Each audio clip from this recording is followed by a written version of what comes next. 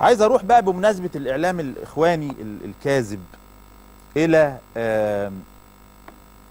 اما الاقي مذيع واعلامي كويتي بيدافع عن مصر. شوفوا مفارقة، مذيع كويتي هو الاعلامي الشاب محمد الملا بيدافع عن مصر وبيقول ان هو مستغرب ازاي تم تأويل فيديو بتاع التوك توك لهذه الطريقة، وازاي الاخوان استلموه، وازاي عملوا منه. بيقول انا استغربت ازاي هم عملوا منه كل الايه الهيلمان ده. فيطلع انا مش عارف اسميه ايه بصراحة، يعني انا اي لفظ هقوله بس مش عايز يعني عشان ما ادنسش فمي يعني. انما هو بره كل الرجولة وبره كل المهنية وبره كل الاخلاق وبره كل الدين وبره كل الحرفية الاعلامية اللي اسمه وتر ده.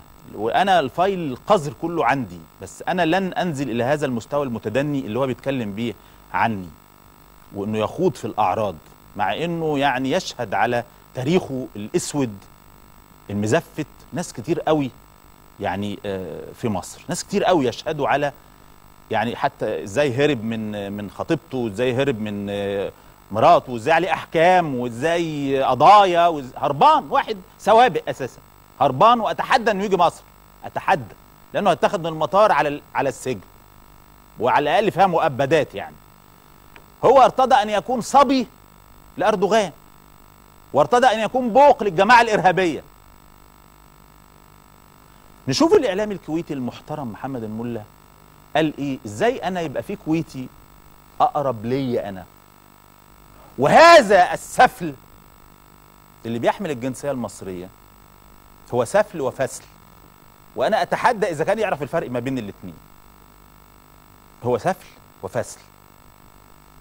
سفل جاي من السفاله والتدني، فسل بقى لان هو ما كملش تعليم وجاهل، هي النخله التي لا تبلح.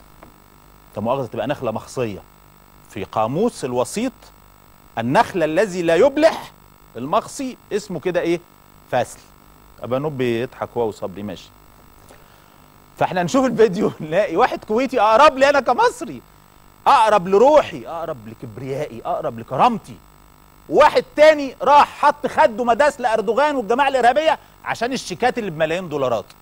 اشتغل جاسوس لمخابرات معاديه لبلدي عشان الشيكات اللي بملايين دولارات. نشوف الكويتي هذا العظيم اللي اقرب لي، اقرب لوطنيتي، اقرب لبلدي، اقرب لمصريتي، وهذا الجاسوس العميل اللي من مدرسة انشراح. وهقول لكم انشراح دي فين، بس نشوف الفيديو.